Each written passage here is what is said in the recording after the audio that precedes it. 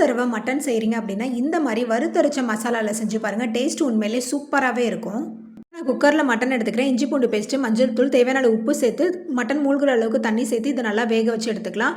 அடுத்ததாக நம்ம மசாலாவை அரைச்சி வச்சுக்கலாம். இதுக்கு நான் ஒரு பேனில் மல்லி, மிளகாய், சீரகம், சோம்பு, மிளகு, 2 ஏலக்காய், கொஞ்சம் போல் கிராம்பு, பட்டை, பாசி, ஒரு கொத்து கருவேப்பிலை சேர்த்து இது நல்லா வறுத்துக்கலாம்.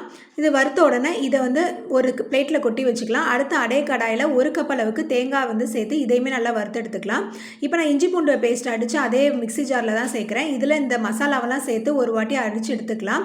இப்போ குறகுறப்பாக அடுத்ததாக அதுலேயே தேங்காய் சேர்த்து கொஞ்சமாக தண்ணி விட்டு இந்த மாதிரி மசாலா பதத்துக்கு நம்ம அரைச்சி எடுத்துக்கலாம். அடுப்பில் கடாயை வச்சு எண்ணெய் ஊற்றி சோம்புத்தூள் சேர்த்து வெங்காயத்தை சேர்த்து நல்லா வதக்கிக்கலாம். இது வதங்கினதுக்கப்புறமா இஞ்சி பூண்டு பேஸ்ட்டு, மஞ்சள் தூள், மிளகாய் தூள் சேர்த்து இது நல்லா வதக்கிக்கலாம். அதுக்கப்புறமா வேக வச்சுருந்த மட்டனை சேர்த்து இப்போ தேவையான அளவு உப்பு சேர்த்துக்கலாம். உப்பு சேர்த்துட்டு நான் 2 தக்காளியை மிக்சியில் அடித்து அதையும் சேர்த்துக்கிறேன். சேர்த்துட்டு மூடி போட்டு ஒரு 10 நிமிஷம் அப்படியே வச்சு எடுத்துக்கலாம். அதுக்கப்புறமா நம்ம அரைச்சி வச்சுருந்த மசாலாவையும் அதில் சேர்த்துக்கலாம். கொஞ்சமாக மிக்சியை அலசிட்டு அந்த தண்ணியவே சேர்த்துருக்கேன். சேர்த்துட்டு மறுபடியுமே மூடி போட்டு ஒரு 10 நிமிஷம் வச்சு எடுத்துக்கலாம். இந்த மாதிரி எண்ணெய் பிரிஞ்சு மேலே வரணும். அவ்வளோதான், சூப்பரான மட்டன் குழம்பு ரெடி ஆகிடுச்சு.